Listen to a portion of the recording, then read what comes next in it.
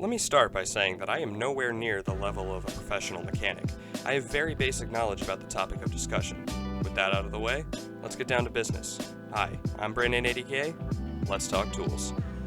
Something I want to throw out before I get too far into anything is that bike-specific multi-tools are amazing, and I think that all riders should invest in one.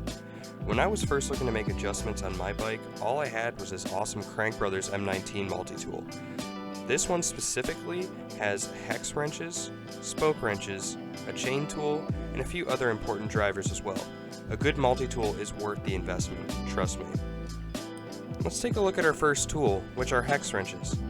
These are essential if you're trying to do any work on a bike, because I can assure you, you're going to be reaching for a hex wrench at least once. These ones that I have specifically are Husky brand, and I got them at the hardware store for about $25. When I bought them, they came with both metric and standard. However, for working on bikes, I highly suggest getting metric. It'll make your life a lot easier. You also don't have to spend a whole lot on them either.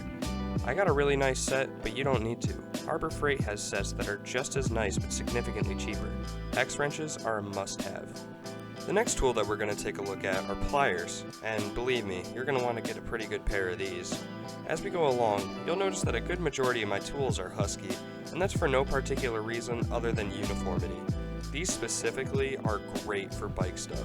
You can use them to cut zip ties, crimp cable ends, and cut cables. Literally anything you could possibly need a pair of pliers for, these will do. I highly recommend getting a decent pair of pliers though, so that the cutters won't get damaged. Also, don't cheap out on them, but don't spend too much either.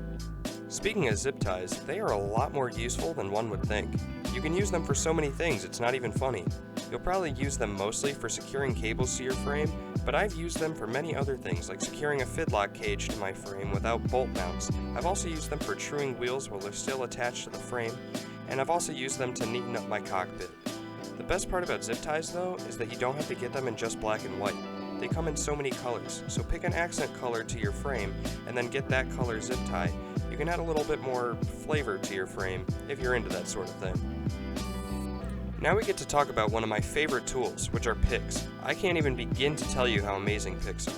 They are way more useful than you'd think, and honestly, I can't even really describe a situation where they'd be useful without it sounding a little strange, but just trust me on this, you're going to want to get a good set of picks.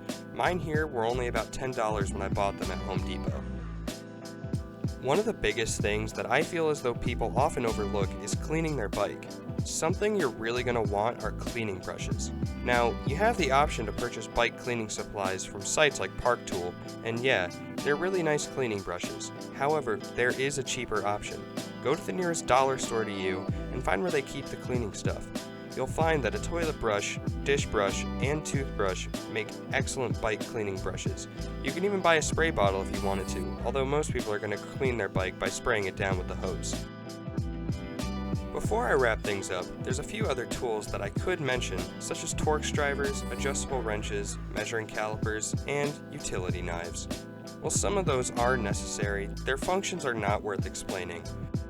I'm pretty sure most people know what a wrench is used for, and things like measuring calipers are nice to have, but you don't really need them.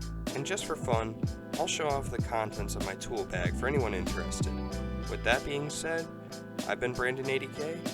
Thanks for stopping by.